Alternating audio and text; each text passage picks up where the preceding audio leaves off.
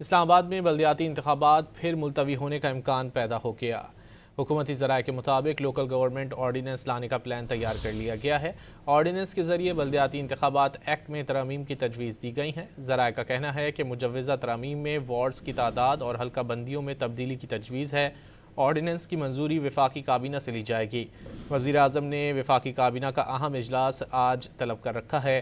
اسلام آباد میں تقریباً 5 سال سے بلدیاتی انتخابات تاخیر کا شکار ہیں۔ الیکشن کمیشن نے اسلام آباد میں بلدیاتی انتخابات کے لیے شیڈول جاری کر رکھا ہے۔ اسلام آباد میں بلدیاتی انتخابات 15 فروری کو شیڈول ہیں۔ اسلام آباد میں بلدیاتی انتخابات پھر ملتوی ہونے کا امکان پیدا ہو گیا۔ حکومتی ذرائع کے مطابق لوکل گورنمنٹ آرڈیننس لانے کا پلان تیار کر لیا گیا ہے۔ آرڈیننس کے ذریعے بلدیاتی انتخابات ایکٹ میں ترامیم کی تجویز دی گئی ہیں۔ ذرائع کا کہنا ہے کہ مجوزہ ترامیم میں وارڈز کی تعداد اور حلقہ بندیوں میں تبدیلی کی تجویز ہے۔ آرڈیننس کی منظوری وفاقی کابینہ سے لی جائے گی۔ وزیر اعظم نے وفاقی کابینہ کا اہم اجلاس آج طلب کر رکھا ہے۔ اسلام آباد میں تقریباً 5 سال سے بلدیاتی انتخابات تاخیر کا شکار ہیں۔ الیکشن کمیشن نے اسلام آباد میں بلدیاتی انتخابات کے لیے شیڈول جاری کر رکھا ہے۔